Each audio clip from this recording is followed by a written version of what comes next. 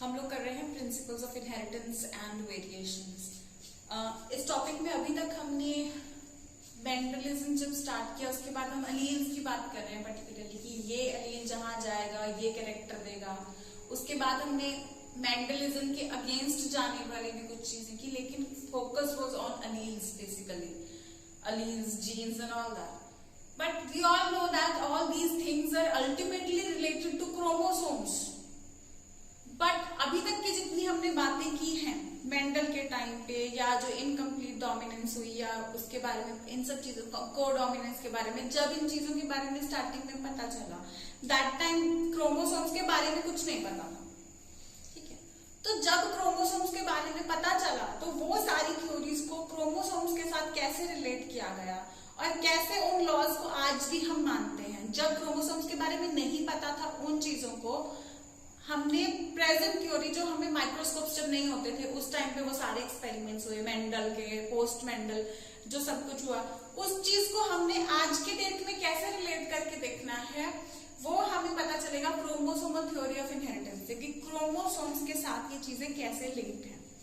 ठीक है, तो जैसे हमने देखा था कि मेंडल का work was not discovered, microscopes भी नहीं थे। उसके बाद जब माइक्रोस्कोप्स आए, जब क्रोमोसोम्स के बारे में पता चला, तब ये चीजें कैसे चेंज हुई और कैसे उन चीजों को देखने का हमारा नजरिया चेंज हुआ। ठीक है, और जो अभी तक के एक्सेप्शंस हमने किए हैं उससे रिलेटेड और किन एक्सेप्शंस का पता चला after the advent of all this new types of microscopes and all.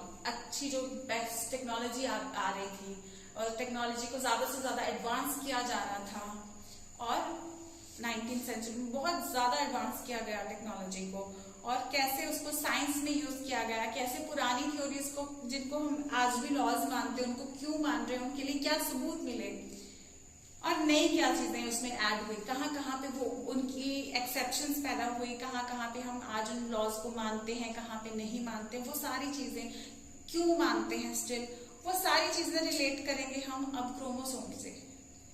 ठीक है, तो क्रोमोसोम्स की डिस्कवरी, वो सारी चीजों के बारे में हम सारा अभी स्टडी करेंगे। क्रोमोसोम्स के साथ रिलेट करके उस सारी टॉपिक को जब हम पढ़ेंगे तो वो हमारी ग्रॉस हेडिंग बनती है क्रोमोसोमल थ्योरी ऑफ इनहेरिटेंस।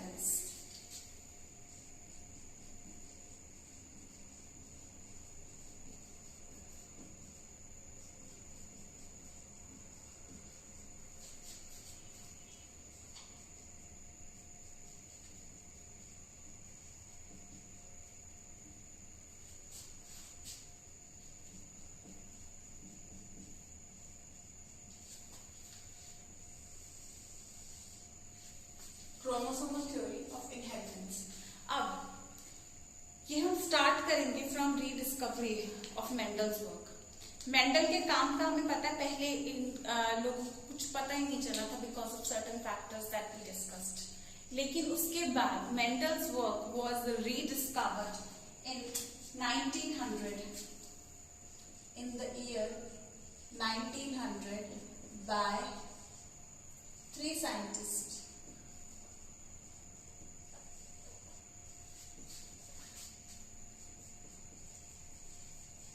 मैं पूरे नाम बता रही हूँ, आपकी बुक में हाफ नेम्स लिखे हुए हैं, इनके सरनेम्स लिखे हुए हैं सिर्फ।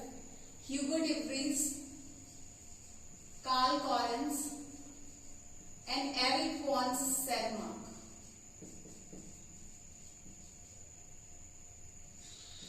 So these 3 साइंटिस्ट, जो मेन क्वेश्चन आता है, these 3 साइंटिस्ट, ये ऐसी टीम बना के काम नहीं कर रहे थे। These 3 साइंटिस्ट वर्कड इंडिपेंडेंटली, अकेले में। In 1900, 3 scientists, Hugo de Vries, Carl Correns and Eric von Sermark, independently rediscovered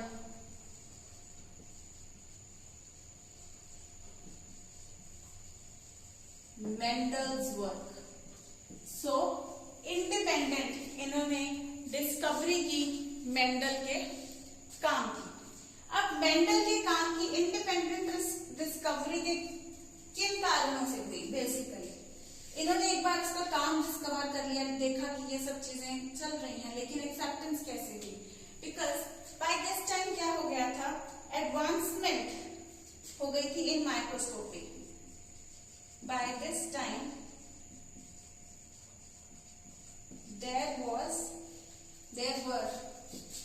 advancements, बहुत ज्यादा एडवांस हो गई थी टेक्नोलॉजी, इसमें काफी सारी नई चीजें आ गई थी। एडवांसमेंट्स इन टेक्नोलॉजी, thus also माइक्रोस्कोपी। तो माइक्रोस्कोपी में बहुत ज्यादा एडवांस चल रहा था। पहले कहाँ सिंपल माइक्रोस्कोप था, फिर कंपाउंड माइक्रोस्कोप, फिर उसको भी और कम्प्लेक्स किया गया, उसका रेजोल्यूशन वगैरह सब बढ़ाया गया कि कैसे उसको हमने फोकसिंग उसकी ज्यादा बेटर हो सकी। धीरे धीरे इवन की इलेक्ट्रॉन माइक्रोस्कोप्स तक जो थे वो डिस्कवर हो पाए। ठीक है, तो अब जब एडवांसमेंट होने लगी माइक्रोस्कोपी में, तो उसके बाद क्या हुआ, तो साइंटिस्ट ने सेल डिवीजन भी देख पा रहे थे। क्योंकि हम लोग जब रील्स देख रहे हैं, क्योंकि ये दोनों टॉल हैं और ये इस तरीके से सेपरेट हो गए। So by the advancement in microscopy one could even observe the cell division.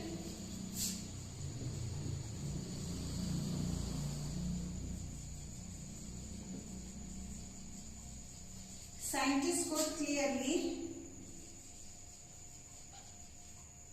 observe cell division. Scientists clearly cell division को, जो सेल डिवीजन हो रही थी, जैसे कि हमने सेल डिवीजन +1 में पढ़ी है, तो वो सेल डिवीजन के स्ट्रक्चर्स, उसमें क्या होता है, कुछ चीजें अचानक से जब सेल को डिवाइड करना होता है, सिंथेसिस फेज में हमने देखा था कि वो क्या होता है, सारी चीजें एक बार डबल होनी शुरू हो जाती हैं, उसके बाद जब एम फेज स्टार्ट होता है तो वो फिर से डिवाइड कर जाती है। इंटरफेज के अंदर हमने देखा था कि वो सब एक्सपैंड करता है। इंटरफेज में 3 फेजेस होते हैं, ठीक है, जिसके एस फेज में डीएनए डबल होता है। वो सब हमने +1 में किया था। जिन लोग को नहीं भी ध्यान वो भी कर लो कि साइंटिस्ट ने क्या देखा कि कुछ स्ट्रक्चर्स थे जो उनको डबल होते हुए दिख रहे थे और उसके बाद डिवाइड होते हुए दिख रहे थे, just in the cell division. ठीक है, सो न्यूक्लियस, क्योंकि इलेक्ट्रॉन माइक्रोस्कोपी भी इसके बाद आ गई थी, so this led to discovery of structures in the nucleus that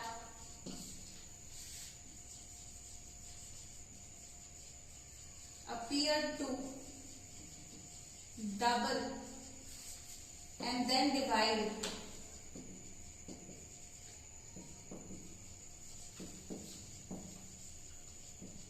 just before cell division. Appear to double and divide just before cell division. कुछ स्ट्रक्चर्स थे जो डबल हो रहे थे, डिवाइड कर रहे थे। जैसे हमने डिफरेंट देखा कि G1 फेज में, इंटरफेज के जो 3 फेजेस थे, G1, S phase, G2। G1 was gap 1, तो G1 में कुछ स्ट्रक्चर्स बन जाते हैं। S फेज में पर्टिकुलरली डीएनए डबल हो रहा है। G2 में कुछ स्ट्रक्चर्स डबल हो जाते हैं। मेनली हमें पता है कि S फेज में है जो बेसिकली डबलिंग, जो न्यूक्लियस के अंदर डबलिंग की बात कर रहे हैं, वो S फेज में क्या डबल होता है, डीएनए एक बार डबल हो जाता है, उसके बाद इट अटेम्प्ट्स टू डिवाइड। तो ये जो स्ट्रक्चर्स देखे उस टाइम पे, ये उन्होंने कैसे ऑब्जर्व किए? उस टाइम पे कुछ स्टेन्स यूज हो रहे थे। स्टेन्स जो यूज हो रहे थे वो क्या थे, पिंक एंड ब्लू कलर के स्टेन्स यूज हो रहे थे। फिर उसको माइक्रोस्कोप के अंदर देखा गया, तो ये वो न्यूक्लियस के स्ट्रक्चर्स थे जो कलर पिक कर रहे थे, जो कलर पिक कर रहे थे। तो इनको कलर्ड बॉडीज नाम दिया गया। कलर्ड बॉडीज में इनको नाम दिया गया क्रोमोसोम्स। क्रोमोसोम्स, क्रोम का मतलब होता है कलर, सोमा मतलब बॉडी, तो कलर्ड बॉडीज। कलर कहां से आया, जो स्टेन दिया गया। So coloured bodies were called chromosomes. जिन्होंने उस कलर को पिक कर लिया, they were known as chromosomes, और उनको फिर हमने क्रोमोसोम्स बोला because they were coloured bodies and जो कलर स्टेन होने के बाद जो माइक्रोस्कोप के अंदर विजिबल हो पा रहे थे।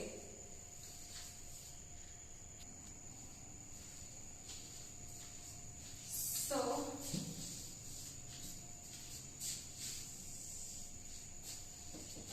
in 1902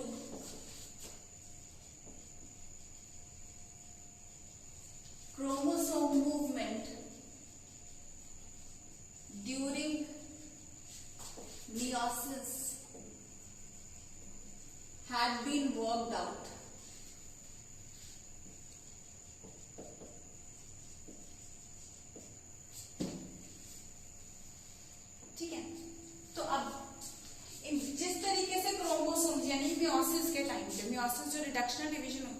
टाइम पे जो क्रोमोसोम्स किस तरीके से मूव कर रहे थे, मेटाफेज एनाफेज किस तरीके से क्रोमोसोम्स अलाइन कर रहे थे, किस तरीके से मूव कर रहे थे, वो 1902 में ये क्लियर हो गया था।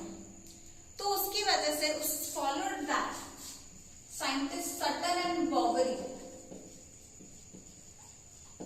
Argued that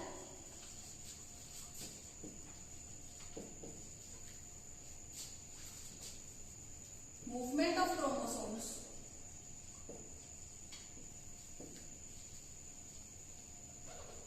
was parallel to the movement of genes। तो वो कह रहे थे जैसे हम आज तक बात करते आ रहे हैं कि जीन्स इस तरीके से जाते हैं, हाफ होते हैं, दो में अलग अलग में डिवाइड हो जाते हैं, ठीक उसी तरीके से ये जो स्ट्रक्चर्स हैं जिनको हम कलर बॉडीज बोल रहे हैं, जो हमने यहाँ पे देखा कि they appear to double and divide just before cell division, यहाँ पे मैं लिख देती हूँ, these structures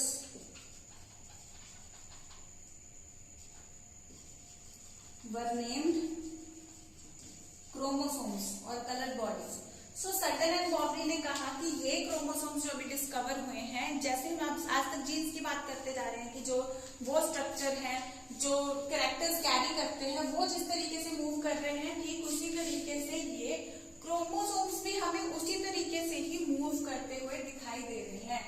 सो इन्होंने कहा कि ये बिल्कुल पैरेलल उसके जा रहा था, तो उन्होंने इसी चीज को अब जब सटन एंड बॉबरी ने कहा कि हम आज तक कह रहे थे जैसे टी दोनों डिवाइड करके हाफ में ये चलो, अगर हेटेरोजाइगस है हाफ में कैपिटल टी चला गया, हाफ में ये चला गया, अलील्स की जहां हम बात कर रहे थे, तो कुछ वैसा ही तो हो रहा है।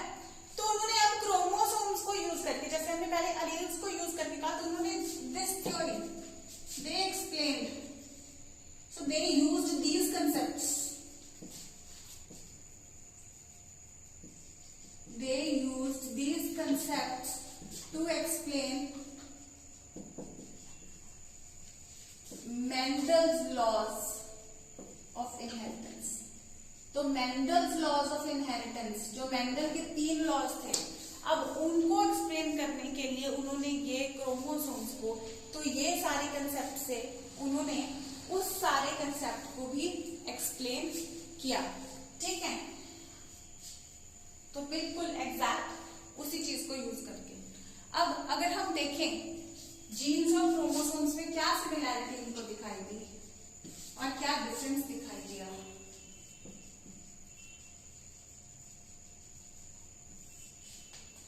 अगर हम एक पॉइंट नोटिस करें तो both of them occur in pairs, both of them occur in pairs, ठीक है, पेयर्स में होते हैं।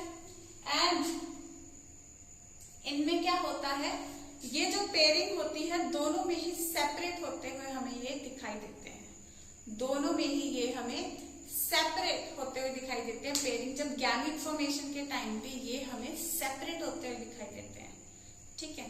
सो जो जोड़ी है इनकी पेयरिंग हुई हुई है, ये जोड़ी हमें टूटती हुई नजर आ जाती है जबकि गैमीट फॉर्मेशन हो रहा होता है।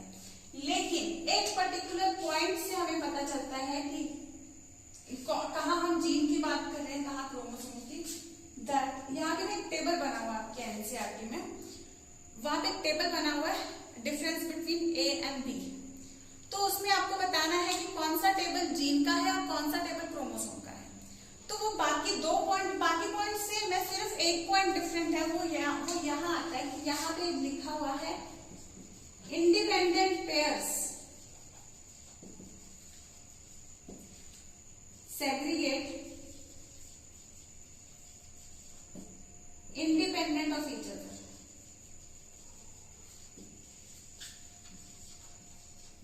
और इस साइड पे लिखा हुआ है one pair segregates independent of another। अब ये लाइन जो है वो क्लियर करती है कि एक क्रोमोसोम, अगर हम क्रोमोसोम 1 पेयर की बात करें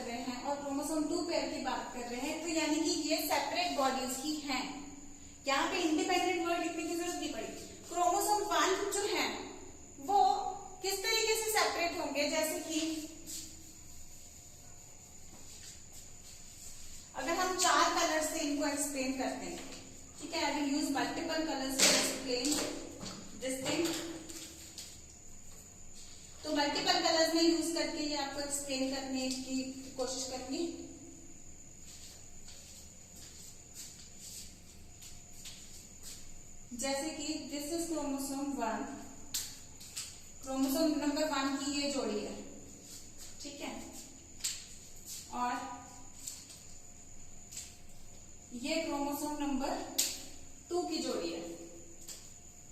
अब यहां पे जब ये सेपरेट करेंगे तो हो सकता है एक पर्टिकुलर गैमीट में ये रेड और ब्लू वाले एक साथ आ जाए और यहाँ पे ब्लैक और ग्रीन वाले एक साथ चले जाएं। लेकिन यहाँ पे वो बोल रहे हैं क्रोमोसोम नंबर 1 और 2 एक दूसरे के इंडिपेंडेंट जा रहे हैं, यानी कि जरूरी नहीं है कि रेड और ब्लू वाले एक साथ जाएंगे, ये भी हो सकता है कि रेड और ग्रीन वाले एक साथ आए, यानी कि डिवीजन के टाइम पे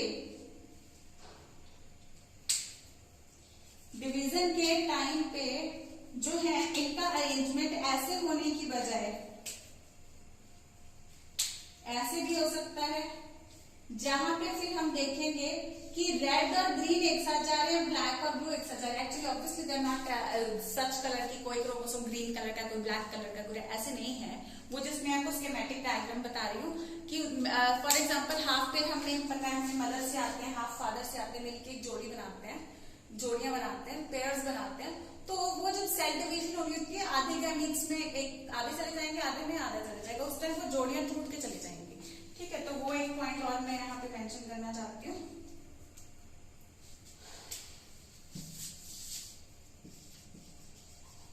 एक पॉइंट तो ये है कि अगर इन पेयर, दूसरा पॉइंट ये है segregate at the time of, ये हम एक साथ कर लेते हैं। देखो दोनों ये पॉइंट्स कॉमन है, क्योंकि अगर एज पेयर्स दोनों chromosomes and genes, they both occur as pairs. Second point, segregate at the time of gamete formation such that each gamete has only one copy of chromosome out of each pair. One copy such that each gamete has only one copy of each pair, ठीक है। बेशक वो देखो अगर jeans हैं दो, तो वो जीन्स की ऑब्वियसली जीन्स भी जोड़ियों में है और क्रोमोसोम भी जोड़ियों में है, पेयर्स में है, और ये पेयर्स गैमीट फॉर्मेशन के टाइम पे सेग्रीगेट हो जाते हैं ताकि half, such that only half go into one pair. Gamete has only half of them. ये भी लिख सकते हैं कैसे, वो पहले वाले स्टेटमेंट भी ठीक थी, ये भी ठीक है, जैसे आपको समझ आती है, ठीक है। आप लोग देखोगे कि ये दो स्टेटमेंट एनसीईआरटी में बिल्कुल सेम है, वर्डिंग अलग हो सकती है। देखो अगर इनमें तो सेम है, सेकंड वाले की वर्डिंग अलग हो सकती है, लेकिन मीनिंग सेम है कि गैमीट फॉर्मेशन के टाइम पे ये सेग्रीगेट कर जाते हैं। लेकिन थर्ड पॉइंट आप देखोगे यहाँ पे पर्टिकुलरली लिखा हुआ है independent pairs segregate independent of each other. जैसे मैंने दिखाया chromosome number 1 segregate independent of chromosome number 2, ठीक है। तो क्रोमोसोम में one pair will segregate independent of other, because यहाँ पे बताने की जरूरत ही नहीं है that one pair of chromosomes is independent of another, but genes में ये बताने की जरूरत पड़ रही है कि independent pair segregate independent of each other. Y सो क्योंकि 23 पेयर्स हैं, जैसे ह्यूमंस के अंदर 23 पेयर्स ऑफ क्रोमोसोम्स, और इन सब के ऊपर ही हमारे सारे कैरेक्टर्स हैं, स्पेशली ऑटोसोम्स के ऊपर सारे कैरेक्टर्स हैं जो 22 पेयर्स हैं।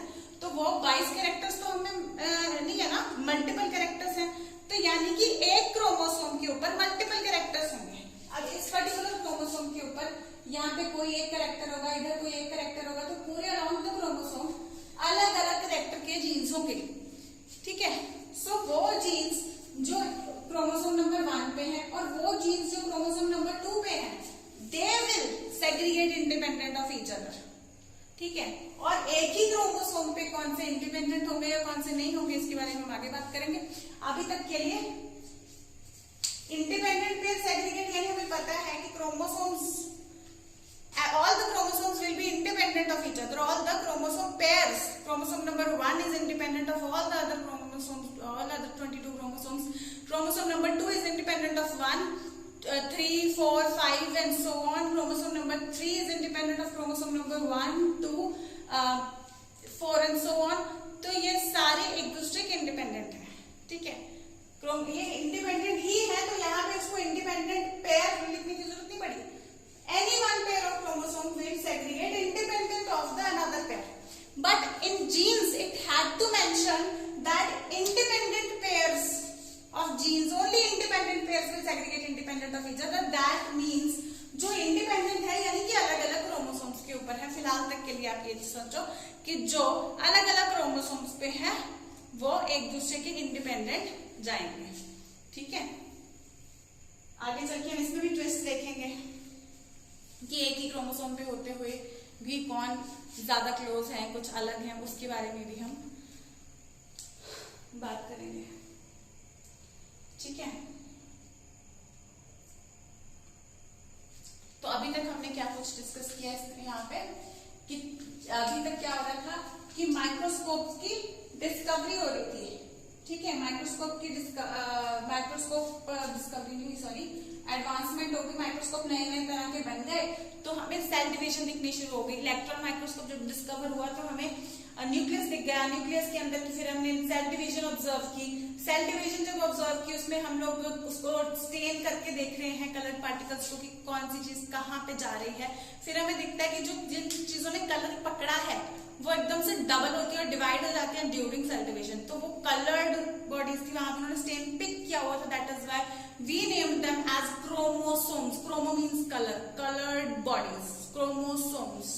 ठीक है, सो देन 1902 में क्रोमोसोम मूवमेंट पूरी की पूरी ये जब से माइक्रोस्कोप्स दिखे, जब से ऑब्जर्व करना शुरू किया, 1902 तक इन्होंने कंप्लीट कर ली भी. इस तरीके से मूवमेंट होती है. जो सेल डिवीजन आज हम पढ़ते हैं वो 1902 में पूरा ऊपर लिख दिया गया था कि इस तरीके से डिवीजन होती है. ठीक है, देन सर्टन एंड कॉपरी साइंटिस्ट थे. इन्होंने आर्ग्यू किया कि जैसे हम जीन्स की बात करते हैं, क्रोमोसोम की मूवमेंट जैसे माइक्रोस्कोप के अंदर होगी दैट इज पैरेलल, बिल्कुल वैसे की तो हो रही है. तो इन्होंने फिर क्या किया, ये क्रोमोसोम्स के कंसेप्ट इस्तेमाल करके मेंडल के लॉ एक्सप्लेन किए, तीनों के तीनों. ठीक है, मेंडल के लॉ एक्सप्लेन किए कि इस तरीके से हो सकता है. ठीक है, देन जीन्स और क्रोमोसोम्स के बारे में फिर हमें पता चलता है कि अगर इन पेयर्स होते हैं और ये इंडिपेंडेंट जो जोड़ियां हैं ये टूट जाती हैं at the time of gamete formation. लेकिन क्रोमोसोम्स का हर पेयर एक दूसरे से इंडिपेंडेंट होता है, वेयरएज जीन्स में कुछ इंडिपेंडेंट पेयर्स होते हैं, कुछ डिपेंडेंट, कुछ एक साथ जाते हैं. तो उसमें हम कह सकते हैं कि only the independent pair segregate independent of each other. हम कनेक्टेड की यहाँ पे बात नहीं करेंगे. ठीक है,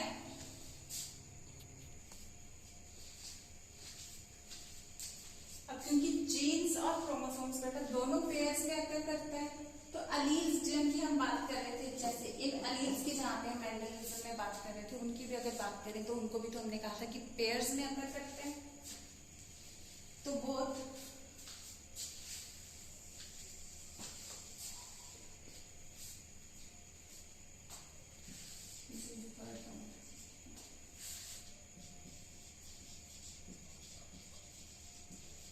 both alleles and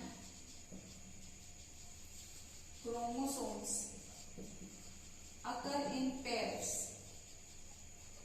तो क्रोमोसोम्स का अलील के साथ क्या लिंक है? तो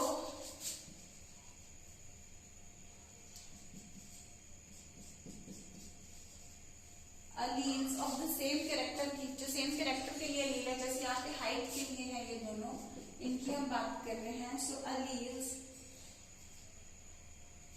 of a character, alleles of same character, alleles of a character, any character occur on the homologous chromosomes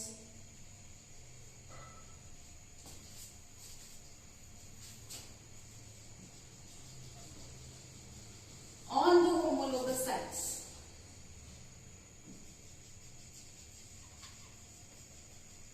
इस बात का क्या मतलब है,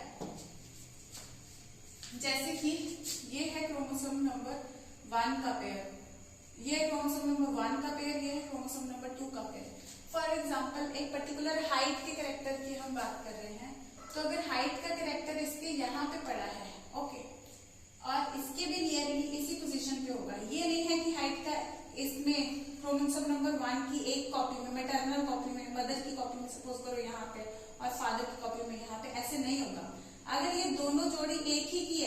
कि ये क्रोमोसोम नंबर 1 है सपोज करो, और इसके ऊपर है पर्टिकुलर एनी एक्स कैरेक्टर का जीन, किसी भी कैरेक्टर का जीन, अगर वो यहाँ पे फॉर सम कैरेक्टर नंबर 1 यहाँ पे तो कैरेक्टर नंबर 1 के लिए यही पे होगा, कैरेक्टर नंबर 2 का अगर यहाँ पे है तो it will be same for it. Suppose करो किसी कलर का यहाँ पे तो यहीं पे सेम साइड पे। होमोलोगस क्रोमोसोम का मतलब है जैसे एक मदर की कॉपी एक फादर की copy, if these are chromosome number 1 pair number 1, so they ये दोनों एक दूसरे की क्या है, होमोलोगस है, ठीक है, एक दूसरे की होमोलोगस है। और हमने क्या कहा है, अगर on the homologous chromosomes on the homologous site, homologous site मतलब एंड से जितने भी डिस्टेंस पे यहाँ पे जीन पड़ा, यहाँ पे अलील पड़ा है, सेम उसी डिस्टेंस पे उसके जोड़ीदार में भी वहीं पे पड़ा होगा, ठीक है। सो अगर ऑन द होमोलोगस साइट, सिर्फ होमोलोगस क्रोमोसोम पे नहीं है, ऐसे नहीं है कि एक पर्टिकुलर कैरेक्टर का क्रोमोसोम नंबर 1, पहले हम हाफ का कंसिडर कर लेते हैं कि हाइट का एक यहाँ पे है लेकिन उसके जोड़ीदार पे नहीं है, क्रोमोसोम नंबर 2 पे, ऐसे तो हो ही नहीं सकता। सो दे अकर ऑन होमोलोगस क्रोमोसोम्स, लेकिन होमोलोगस क्रोमोसोम्स पे तो है ही है, plus homologous sites on homologous chromosomes, ठीक है। होमोलोगस साइट मतलब ऑलमोस्ट सेम जगह पे, ठीक है। जैसे मैं आपको कलर वेरिएशन करके दिखा देती हूँ,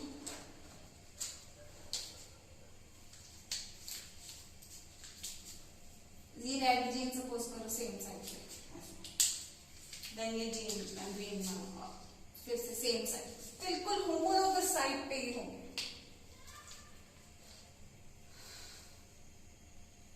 ठीक है। तो इस तरीके से ये जो है अलील सेम साइड पे ही हमें मिलेंगे। अब व्हाट एग्जैक्टली इसमें एक और चीज है कि जब गैमीट फॉर्मेशन होती है तो उसी टाइम पे ये क्रोमोसोम्स अलग हो जाते हैं, प्लस इनके ऊपर के जो अलील्स हैं वो भी सेपरेट उसी टाइम पे हो जाते हैं। सो सेपरेशन ऑफ, तो अब ये वाला जो एक हिस्सा इसका अलग होगा, ये अलग होगा, तो इसके ऊपर के जो फैक्टर्स ये कैरी कर रहे हैं, अलील्स ये कैरी कर रहे हैं, वो भी उस तरीके से सेपरेट हो जाएंगे।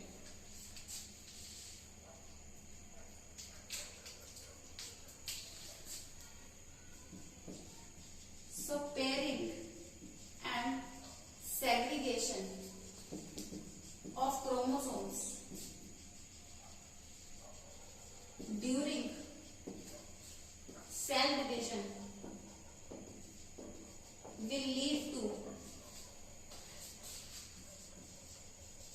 segregation of factors they carry। अब आपको याद होगा मेंडल ने इन्हें अलील्स ने जीन्स ने इन सबको क्या कहा था, फैक्टर्स कहा था।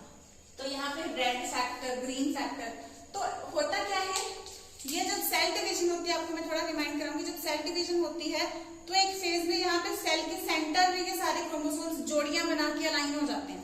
पहले तो ये धागेदार स्ट्रक्चर की तरह किसी भी सेल के अंदर सारा न्यूक्लियर मटेरियल जो है किसी भी न्यूक्लियस के अंदर इस तरीके से धागेदार स्ट्रक्चर की तरह पड़ा होता है, लेकिन सेल डिवीजन के टाइम पे ये क्या करते हैं, न्यूक्लियर मेम्ब्रेन गायब हो जाती है और सारे क्रोमोसोम्स की जोड़ियां यूं सेंटर में आके अलाइन कर जाती हैं, यूं सेंटर में आके ये सारी जोड़ियां आ जाती हैं कि ऐसे ये क्रोमोसोम 1 की जोड़ी है, 2 की जोड़ी है, 3 की जोड़ी है, तो इस तरीके से सारी जोड़ियां बना के आ जाती हैं। Pairing of chromosomes and after that इसके बाद क्या होता है, आधे इधर चले जाते हैं और आधे दूसरे में चले जाते हैं।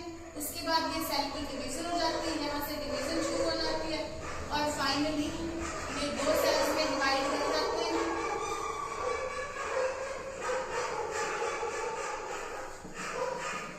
तो pairing of chromosomes and then segregation of chromosomes जो हुए, तो इन क्रोमोसोम्स के ऊपर जो फैक्टर्स थे, सपोज करो यहाँ जोड़ी बनानी है जिसमें न्यू फैक्टर थे,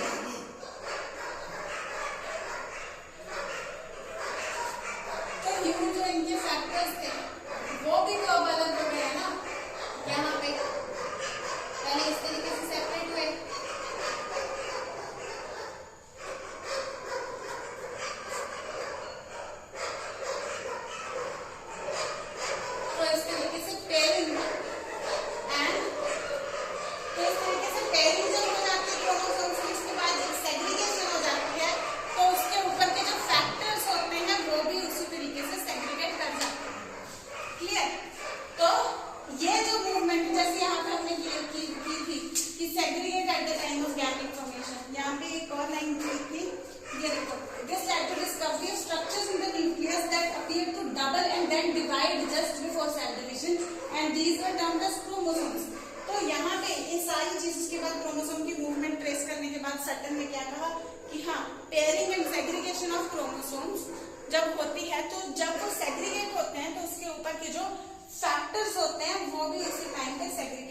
हो जाते हैं।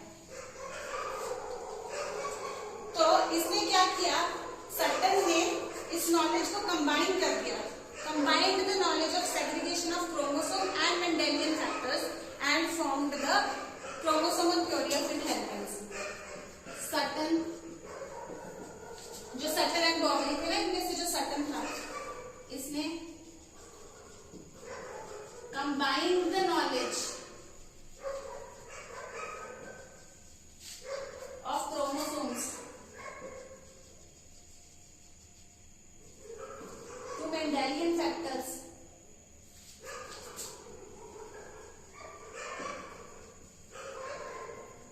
या मेंडेलियन रूल्स के साथ कंबाइन किया and form the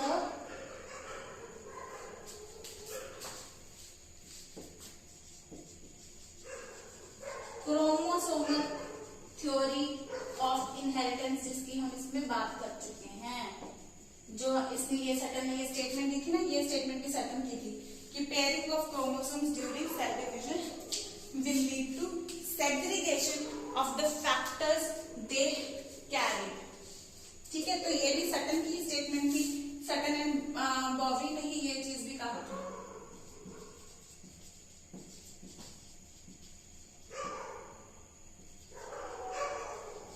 Sutton and Boveri also argued that pairing and segregation. तो फिर फाइनली सटन ने, इन्होंने क्या किया, सारी ये थ्योरी दी। अब मैं एक बार क्विकली रिवाइज करती हूँ इस चीज को। 1900 में 3 scientist, Hugo de Vries, Carl Correns, Erich von Tschermak ने रीडिस्कवर किया था इंडिपेंडेंटली, एक साथ नहीं, इंडिपेंडेंटली। इंपॉर्टेंट क्वेश्चन है, इंडिपेंडेंटली है, एक साथ इंडिपेंडेंटली काम किया था और मेंडल का काम को रीडिस्कवर किया था। बाय दिस टाइम एडवांसमेंट होने लगी थी टेक्नोलॉजी में और मेनली माइक्रोस्कोपी में, एडवांसमेंट्स इन माइक्रोस्कोपी। ठीक है, so because of that by this time there were advancements in microscopy due to which scientists could clearly observe cell division and its activities.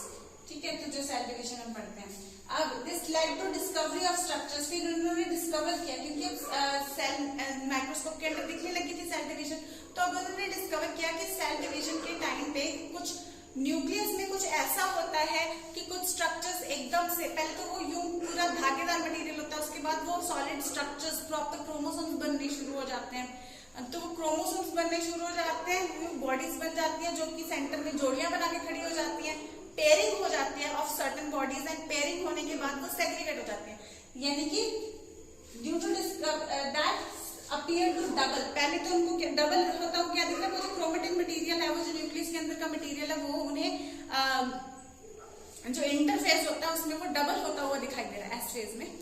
ठीक है, अगर आपको एस फेज अगर नहीं याद तो बस अभी इतना कर लो कि कुछ ऐसे स्ट्रक्चर्स होते हैं उसमें जो पहले डबल करते हैं। ऑब्वियसली सिंपल सी बात है, देखो अगर आप कोई भी सेल डिवीजन की बात करें, सपोज करो इस सेल ने डिवाइड करना, तो पहले इसका न्यूक्लियस क्या होगा, डबल होगा। ठीक है, उसके बाद ये सेल भी एक्सपैंड करेगा। ठीक है, उसके बाद ये न्यूक्लियस 2 में डिवाइड होना शुरू होगा, फिर ये सेल 2 में डिवाइड होगा, ऐसे ही होगा ना सिंपल। अगर आपको नहीं भी याद +1 का तो सारा स्ट्रक्चर डबल होगा, उसके बाद ही डिवीजन होगा, है ना।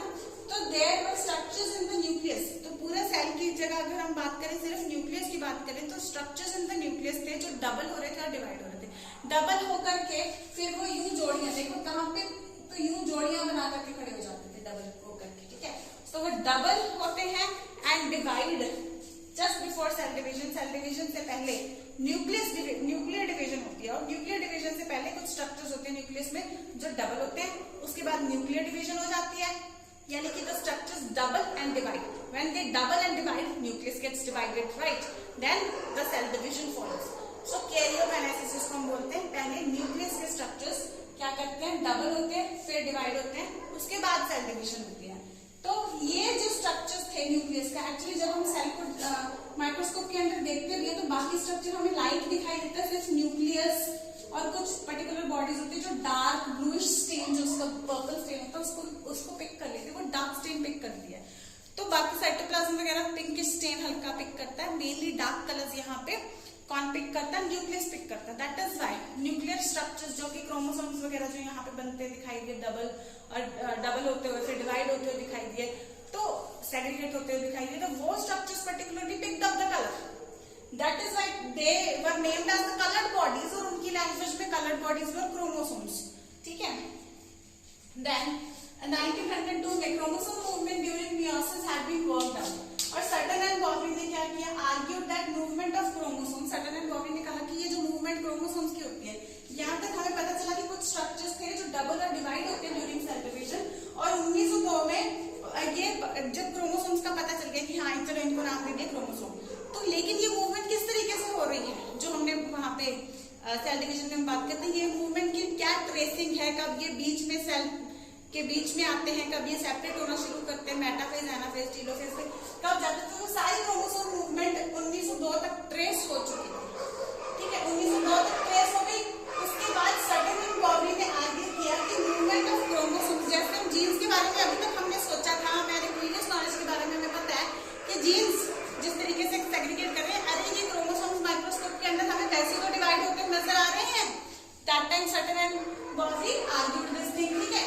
फिर इन्होंने इस कंसेप्ट को इस्तेमाल करके कि अरे ये चीजें तो वैसे ही है जैसे मेंडल वैसे बोल रहा था कि हाँ ये चीजें हैं जो इस तरीके से अलग अलग, एक फैक्टर इधर चला जाता है, एक फैक्टर उधर चला जाता है, एक आधे गैमीट्स में एक फैक्टर जाता है और दूसरा जोड़ीदार फैक्टर जो होता है वो आधे गैमीट्स में चला जाता है, उससे तो रिलेटेड है ये चीजें।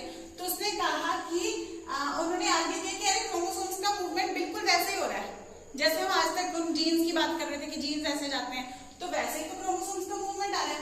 तो इन चीजों को इस्तेमाल करके उन्होंने मेंडल्स लॉज के साथ रिलेट करने की कोशिश की, मेंडल्स लॉज को एक्सप्लेन कर दिया क्रोमोसोम्स के साथ, ठीक है। जहां पे वो जीन्स की बात कर रहे थे, फैक्टर्स की बात कर रहे थे, वहां पे इसने वहां पे इसने क्रोमोसोम वर्ड यूज करके एक्सप्लेन करना शुरू कर दिया, ठीक है। देन मैंने ये टेबल उसके बाद डिस्कस किया जीन्स और क्रोमोसोम्स के बीच में जो लिंक, क्योंकि इन्होंने भी एस्टैब्लिश करने की कोशिश की, दैट इज आपकी टेक्स्ट बुक्स में आगे इसको लिस्ट कर दिया जीन्स और क्रोमोसोम, जो कि जीन्स और क्रोमोसोम दोनों जोड़ियों में अगर करते हैं, और ये जोड़ियां जो हैं ये टूट जाती हैं at the time of gamete formation, और जोड़ियों में से एक जोड़ी जो वन पेयर में से, suppose one pair is this and this is another pair, तो इस पेयर में से भी एक जाएगा और इस पेयर में से भी एक, यानी कि इस सेल में एक और इधर इस तरीके से ये दो सेल्स में दोनों जोड़ियों में से एक एक गए, क्या थे यहाँ पे टोटल 4 थे, ये इस तरीके से जोड़ियां थी, टोटल 4 थे, तो क्या हुई, ये क्रोमोसोम नंबर 1 ये क्रोमोसोम नंबर 2 का जोड़ी, तो ये आधे इधर चले गए, ये आधे इधर चले गए, तो इस तरीके से सेपरेट ये हो गए, ठीक है।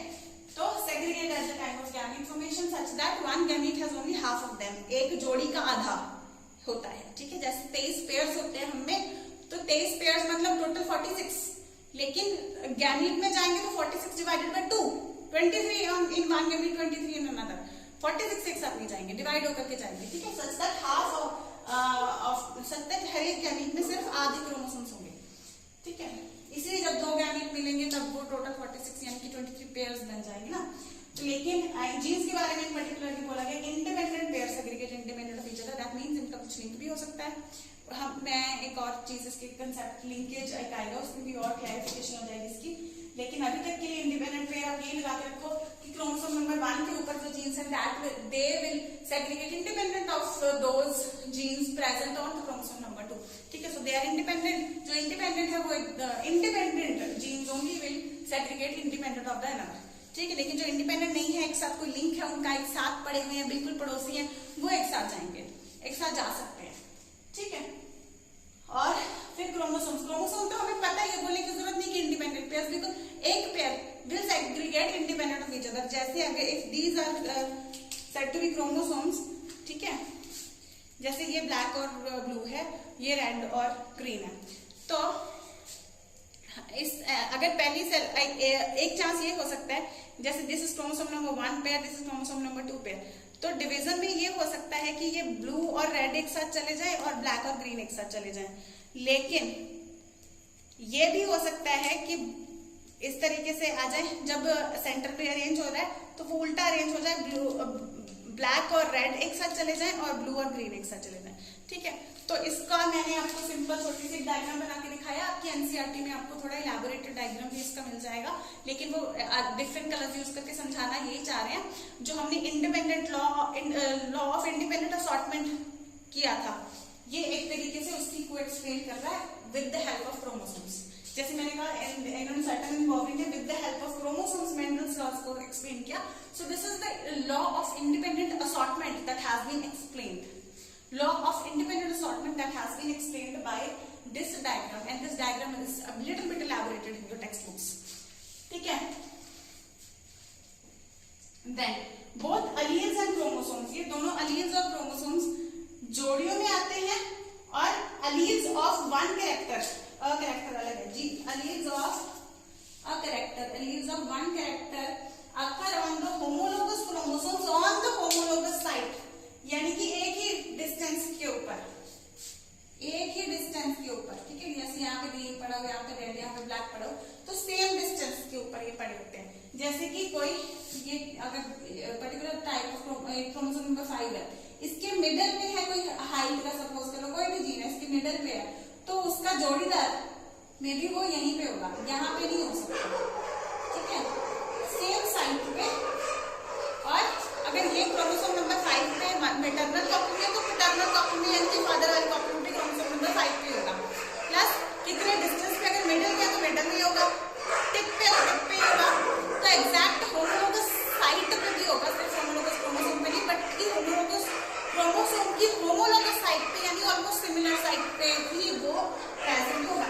तो सर्टेन एंड बॉबिन ने ये सारा कुछ नोटिस करके देखा कि pairing and segregation of chromosome during cell division will segregate the factors they carried. यहाँ पे उन्होंने factors नाम दे दिया. ध्यान देंगे factors, यहाँ पे वो कहते हैं genes के साथ साथ हो रही है, लेकिन फिर उन्होंने सारा चीज वर्कआउट करने के बाद उन्होंने factor नाम दिया. और ध्यान दें क्यों factor नाम दिया, क्योंकि factor word was used by Mendel, the father of genetics. So उन्होंने factor word यूज कर दिया ताकि इस चीज को बहुत ही क्लियरली एक्सप्लेन किया जाए कि मेंडल के लॉ को हम एक्सप्लेन कर रहे हैं क्रोमोसोम की हेल्प से. So pairing and segregation of the chromosomes led to the segregation of also the factors, and they clearly mentioned they carried, that means the factors are carried by the chromosomes. They have also mentioned this thing in this line. सिर्फ एक sentence बोला है कि pairing and segregation of the chromosome during cell division will lead to segregation of the factors they carried. दो चीजें बता दी कि factors होते हैं क्रोमोसोम के ऊपर, प्लस जब क्रोमोसोम अलग होंगे तो फैक्टर्स अलग हो जाएंगे. जो हम फैक्टर्स बात कर रहे थे कि ये आधे में ये कैपिटल टी चला जाएगा, आधे में स्मॉल टी चला जाएगा, तो ये पर्टिकुलरली किसी ना किसी क्रोमोसोम के ऊपर प्रेजेंट है. और ये क्रोमोसोम जब अलग होंगे तभी क्या है, ये फैक्टर्स भी अलग हो जाते हैं, क्योंकि उनके क्रोमोसोम की जोड़ियां वो अलग हो गई हैं गैमेट फॉर्मेशन के टाइम पे. तो सर्टेन ने फाइनली क्या किया, जब दोनों ने मिलकर काम किया था, सर्टेन एंड बॉबिन ने, फाइनली सर्टेन ने क्या किया, अपने सारे काम को combine the knowledge of chromosome, जो नॉलेज ऑफ क्रोमोसोम उन्होंने कैरी की थी और जो कनेक्शन एस्टैब्लिश किया था उनका फैक्टर्स के साथ, एंड मेंडेलियन रूल्स के सब कुछ कंबाइन करके ये जो हमने पढ़ा है आज, chromosomal theory of inheritance was given then. ठीक है, so Saturn finally united the knowledge of this thing chromosomes and the Mendelian principles to give the chromosomal theory of inheritance. That's all for today's lecture. ये जितना कुछ मैंने board पे लिख रखा है, each and every line is important. You copy it from NCERT or from the board, your choice.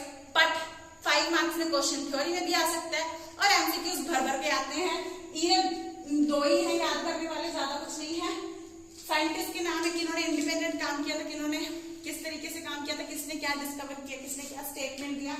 तो all this is ultra important for you. ठीक है, वैसे चैप्टर ये अल्ट्रा इंपॉर्टेंट है, तो ये सारा एक बार स्टडी करना. All the best, and this is all for today's lecture. All the best to my future doctors.